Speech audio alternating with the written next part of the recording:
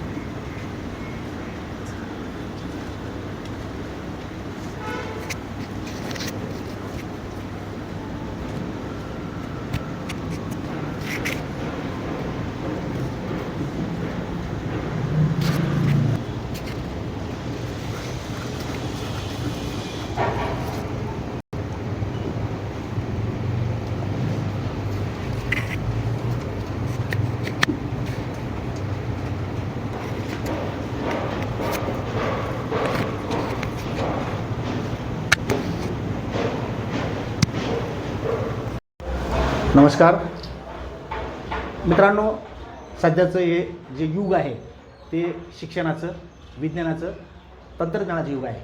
मात्र या युगामध्ये तुमच्या करिअरच्या दृष्टिकोनातून अनेक पर्याय तुमच्यासमोर उपलब्ध आहेत. त्या अनेक पर्यायापैकी असा एक चांगला पर्याय आपल्याला आपल्या ज्या आयुष्याच्या पुढच्या भावी आयुष्याच्या दृष्टीनं आपण जे करिअर म्हणतो त्या करिअर काढण्याच्या दृष्टीनं आपण लष्करी शिक्षण किंवा पोलीस भरती सेवा या संदर्भात आपण अशा अनेक हे मार्ग आहेत. हे मार्ग आपण निवडून आपल्या आयुष्याचा आपला चांगला मार्ग आपण स्वीकारू शकतो किंवा आपलं आयुष्य सुकर व्यवस्थित करू शकतो.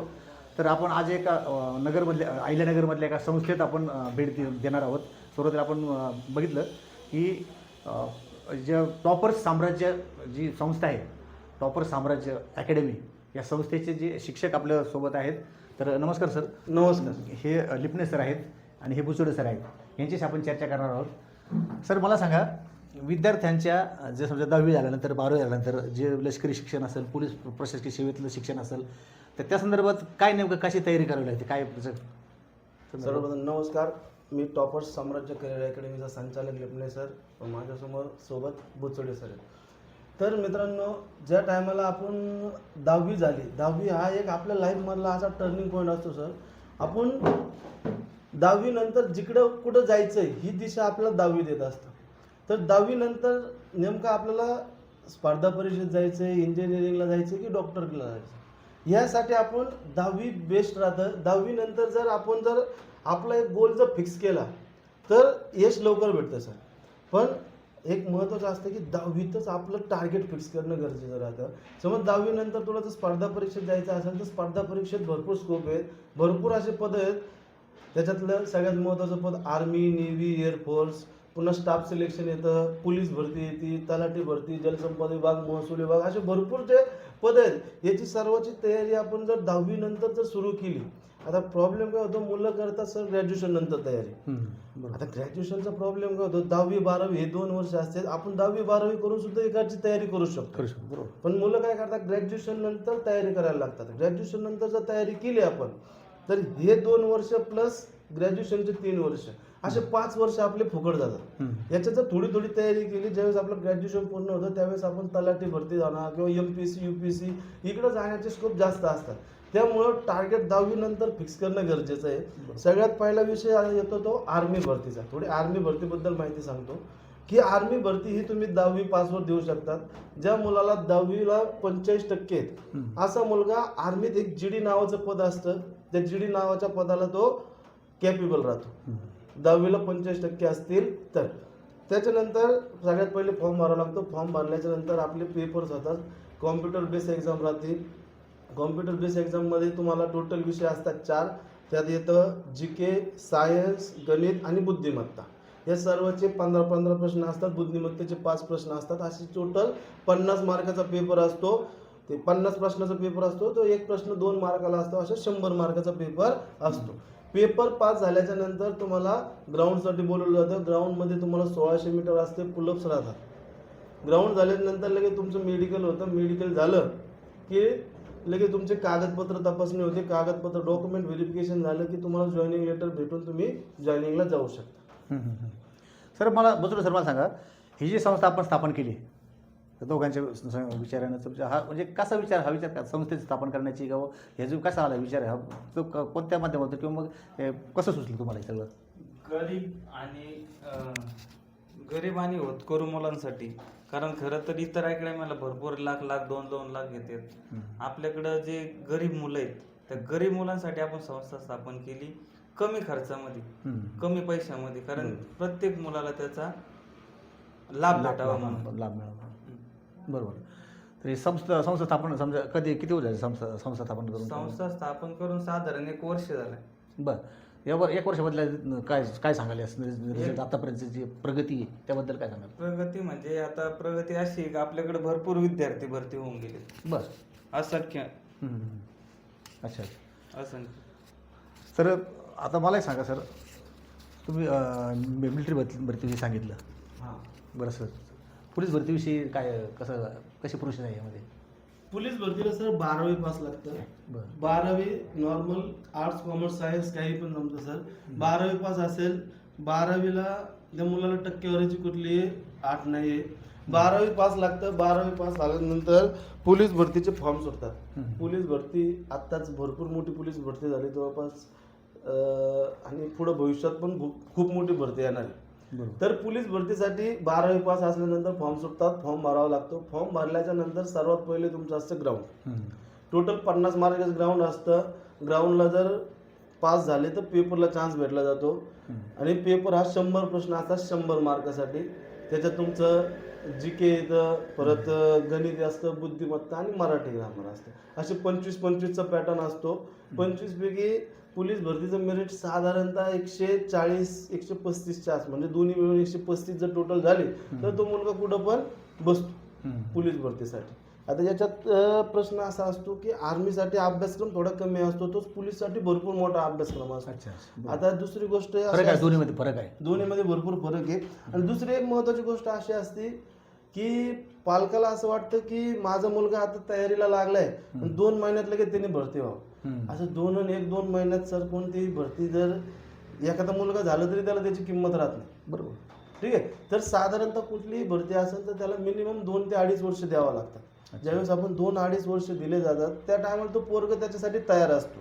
पोलीस भरती म्हणलं तर 2 ते 2.5 वर्ष, आणि जर आर्मी भरती असेल तर 1 वर्षात 100% मुलांनी जर व्यवस्थित कष्ट केले तर 1 वर्षात भरती होती सर आर्मी भरती.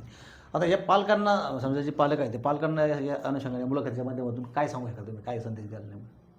आता पालकांना माझ्याकडून एक खूप महत्त्वाची एक सूचना करायची सर, की पालक हा एक तर पहिली गोष्ट, ह्या क्षेत्रात ज्यांची मुलं येतात साहेब त्यांचे पालक जास्त शिकलेले नसतात मुळात. म्हणजे एक कमी शिकलेलं राहतं वर्ग, आणि कमी शिकल्यामुळे पालक काय करते, आपण एक अकॅडमी आहे त्या अकॅडमीला बाहेरून खूप भारी रंग वगैरे लावलेला आहे, तिथं आता इथं गेलं का आपला मुलगा लगेच आर्मीतच गेला असं त्यांना एक भास होतो. त्याचा भ्रम होतो. ठीक आहे. पण पालकांनी सगळ्यात पहिले एक आतमधली माहिती, जे अकॅडमीतले जे मुलं आहेत त्या मुलांना एक विचारलं पाहिजे की बाबा खरंच इथं शिकवलं जातं का चांगलं. नाही तर आजकाल बऱ्याचशा अकॅडमी पाहतो सर 2-2-2.5 लाख रुपये फी भरतात लोक, आणि त्या मुलाला सांगितलं जातं की तू 2-3 वर्षात भरती होऊ शकतो. बरं. 3 वर्षात भरती, 3 वर्षात जर एखाद्या मुलाने घरी जरी चांगला अभ्यास केला तरी ते पोरग भरती होतं. पण ते त्या अकॅडमीत गेल्याच्या नंतर 3 लाख रुपये भरून सुद्धा भरती होत नाही. याच्या मागचं एक कारण राहतं, एक शेड्यूल असतो साहेब, तो शेड्यूलच ते अकॅडमीवाले कधी करीत नाहीत व्यवस्थित. फक्त काय आपला आला मुलगा पैसे भरले तू तुझ्या पद्धतीने अभ्यास कर हे कर, तसं नाही. मी माझ्या संस्थेत साहेब सकाळी 7ला आलो का संध्याकाळी 11 वाजेपर्यंत मी मुलात राहतो. या मुलातच जेवण वगैरे सगळं मी माझ्या संस्थेतच करतो. बरोबर. दुसरी महत्वाची गोष्ट म्हणजे प्रत्येक मिनिटाला प्रत्येक मुलाला जेवढं सकाळपासून तर संध्याकाळपर्यंत शेड्यूल आहे, तो शेड्यूल प्रत्येक मुलाला सांगितलं जातं की तू ह्या वेळेला हे करायचं, ह्या वेळेला तू हे करणार, ह्या वेळेनंतर तुला हेच करावं लागेल. दुसरी महत्वाची गोष्ट म्हणजे जर एक पॅटर्न राबवलेला आहे त्या पॅटर्नने जर मुलगा गेला तर 100% भरती होतो. आणि आजपर्यंत आता मागच्या वर्षीचा विचार केला तर माझ्याकडे एक 12 मुलं होते साहेब, म्हणजे मागच्या वर्षीच आपल्या संस्थेची स्थापना केली आम्ही, तर 12 मुलं होते. त्या 12 पैकी 11 मुलांचं सिलेक्शन झालं साहेब. क्या बात. त्याच्यातला एक मुलगा हुकला, तो पण नजर चुकीन राहिला, तो पण अजून माझ्याकडेच. तो इथं आहे. तो पण कधी आतापर्यंत असं नाही म्हटलं की मला यांनी शिकवलं नाही किंवा मी यांच्यामुळं राहिलो. आता काय राहतं, प्रत्येकाचा माइंडसेट वेगवेगळा राहतो. ठीक आहे, तो प्रत्येक जण, आता त्याला पण मी शिकवलं होतं, बाकीच्या 11 जणांना पण मी शिकवलं होतं, पण तो एक जण राहिला त्याच्या मागे काय राहतं थोडंसं. आणि दुसरी गोष्ट, या क्षेत्रात जर एखादा मुलगा जर कंटिन्यू राहिला, कंटिन्यू म्हणजे त्यांनी न सुट्टी घेता जर कायम जर त्याने अभ्यास केला, तर कसा पण एकदम येड्यातल्या त्याला 1-2 नसो येऊन द्या, 2चे पाडे जरी नाही आले तरी तो मुलगा भरती होतो साहेब. पण त्याच्यात एकच, या स्पर्धा परीक्षा क्षेत्रात जो कंटिन्यू राहतो तो 100% भरती होतो. बरोबर, कारण त्याच्याकडे करून घ्या तुम्ही सातत्यानं तुम्ही करून घेता, अभ्यास करून घेता, पाठांतर करून घेता, म्हणजे पहिलीपासून सुरुवात पाडे वगैरे ते सुद्धा करून घेता, म्हणजे असं नाही. बरोबर. तर वर्षभरात समजा तुम्ही म्हणता, तुम्ही सांगितलं 11 विद्यार्थी तुमची भरती झाली म्हणजे असे, तर ते विद्यार्थी तुम्हाला भेटायला काय काय ते त्याबद्दल 100% सर काय सांगतात ते मुलं भेटायला. आता काय राहतं, ते ट्रेनिंगला आहे सध्या, अच्छा. पण त्यांना मोबाईल दिला जातो दर रविवारी. त्याचे तुम्हाला फोन येत असतील ना? 100% सर. मला दरवेळेस फोन आल्याच्या नंतर प्रत्येक मुलगा सांगतो, सर माझ्या आईला किंवा वडिलांना अजून फोन करायचा आहे, पण पहिले तुम्हाला फोन केला. कारण सर मी त्यांचे नाईट लेक्चर संध्याकाळी जर लेक्चर 7ला सुरू केलं शेवट तर सकाळी पहाटे 5-5:30 पर्यंत लेक्चर घ्यायचो सर. याचे सगळे व्हिडिओचे म्हणजे मी काय असं हे नाही सांगत, पण सकाळी 5 वाजेपर्यंत अख्खं गणित झालं, जीके झालं, सायन्स झालं, अख्खी एका दिवसात 3 दिवसात रिव्हिजन करून घ्यायचो सर. म्हणजे जेवढं मुलांनी कष्ट केले ना त्याच्या दुप्पट कष्ट आम्हाला करावं लागतात, त्यावेळेस मुलगा घडतो. नुसता मी संचालक आहे, मी येऊन बसलो, बाकीचे काम नोकऱ्याच्या जीवावर कधीच अकॅडमी सक्सेस होत नाही साहेब. ज्या टायमाला मालक तिथं कष्ट करणार ना त्याच टायमाला ते सक्सेस होतं. म्हणजे मी ज्या मुलांना घडवलं त्यांच्या मागे त्यांच्यापेक्षा जास्त कष्ट माझं पण आहे त्याच्या मागे. ज्या टायमाला मी कष्ट घेणार त्याच टायमाला तो पोरग घडणार आहे. अगदी बरोबर. बुजुर्ग सर, आम्हाला सांगा आता इन फ्युचर भविष्यात हे ज्या संस्थेच्या मार्फत तुमच्या दोघांच्या मनात म्हणजे काय संकल्पना, कशा पद्धतीने संस्था वाढवायची, अजून काय काय तुमचे उद्देश काय घ्यायचे पाहिजे, भविष्यात काय करायचं आहे? संकल्पना अशी का आता आपण छोटीशी चालू केलेली, भविष्यात आपल्याला अकॅडमी खूप मोठी करायची आहे. मुलांना समजा 10वी झाल्यानंतर पुढे जावा, काय करावा, हे सगळे अशा मुलांना प्रॉब्लेम होते. हे प्रॉब्लेम सॉल्व्ह करण्यासाठी 11वी आणि 12वी आपण चालू करणार आहे. अच्छा, हा का? भविष्यात 11वी 12वी आणि प्लस आपली अकॅडमी दोन्ही पण. अच्छा, त्याच्यानंतर समजा विद्यार्थी त्यांना म्हणजे फंडामेंटलचे मूलभूत शिक्षण पण आणि लष्करी पोलीस सेवेचे ते पण शिक्षण मला इथं मिळेल दोन्ही पण. तर पालकांनो, या माध्यमातून, या बातमीच्या, या व्हिडिओच्या माध्यमातून मला एकच सांगायचं आहे की ही जी पोलीस भरती आहे, मिलिटरी भरती आहे, हे जे प्रशिक्षण आहे, हे देशसेवेचे हे प्रमुख घटक आहे. देशसेवा ही देशसेवेची पहिली पायरी आहे, पहिली स्टेप आहे. तर त्या देशसेवेच्या माध्यमातून जर आपला मुलगा जर देशासाठी, देशाच्या सेवेमध्ये जर सहभागी करून द्यायची तुमची इच्छा असेल, तर अशा अकॅडमीमध्ये आपण अवश्य मुलाला 100% म्हणजे त्या मुलाला, तुमच्या मुलाला तुम्ही प्रवेशिका देऊ शकता. आणि भरपूर अशी सविस्तर अशी माहिती सरांनी आपल्याला दिलेली आहे, संस्थेची पण दिली. आणि या पोलीस भरतीची प्रक्रिया कधी सुरू होते, मिलिटरी भरती, लष्करी भरतीची प्रक्रिया कधी झाली, कधीपासून निर्णय घ्यायचा, कुठल्या वर्षात, 10वी नंतर किंवा 12वी नंतर, असं कधी निर्णय घ्यायचा याचा करिअरचा, हे सुद्धा सरांनी बरंचसं म्हणजे मनमोकळेपणे सांगितलं, सविस्तरपणे सांगितलं. तर त्याचा आपण आभार मानूया आणि इथे थांबूया. धन्यवाद. व्हिडिओ चालू बरं का?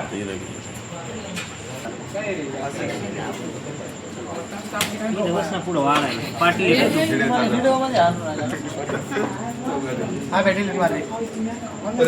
घरचे म्हणतील काय खरं